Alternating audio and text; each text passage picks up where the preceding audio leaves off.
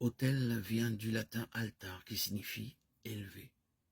Dans la Genèse, nombreux sont les hommes qui élèvent des autels à Dieu. Noé, Abraham. Élever un autel signifie se tourner vers Dieu et faire alliance avec lui. C'est le lieu de la rencontre entre Dieu et l'homme. Celui-ci construit un lieu géographique pour quitter le seuil naturel, accéder au divin. À l'autel, Dieu descend vers l'homme et l'homme monte vers Dieu. On comprend l'importance d'un tel lieu pour les Hébreux. Importance dont nous héritons maintenant que l'autel est pour nous le lieu de la consécration. Le lieu où le pain et le vin, produits naturels, se transforment en corps et sang du Christ, réalité divine. L'autel est toujours le lieu de la rencontre entre l'homme et Dieu. Notons tout de même que dans le Nouveau Testament, Jésus reprend régulièrement le terme d'autel, mais pour en relativiser l'importance.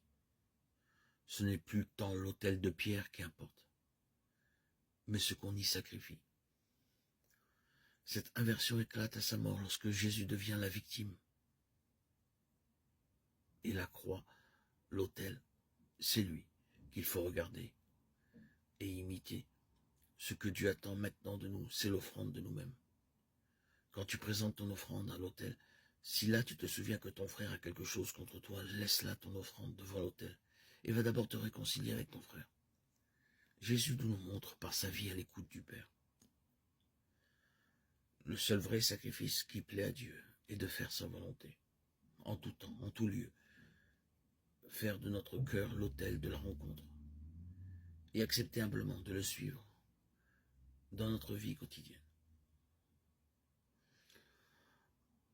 Prenez donc conscience lorsque nous faisons mémoire du sacrifice de notre Seigneur Jésus par le repas de la Sainte sur l'autel. Prenons conscience lorsque nous trouvons devant ce repas où nous sommes invités, devant qui nous adressons nos prières, devant qui nous nous trouvons, devant qui nous méritons de goûter au pain de vie.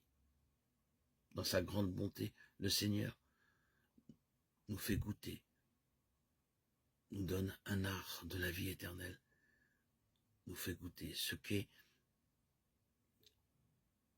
vivre dans sa chair, la présence du Christ. Soyez-en conscients, accueillez-le devant cet autel où il s'offre à nous, dans l'amour, la conversion de cœur, le pardon des offenses qui vous ont été faites. Ayez un cœur humble, contrit.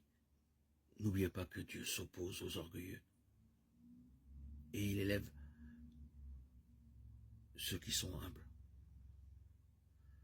Prions le Seigneur Jésus qui rend nos cœurs semblables aux siens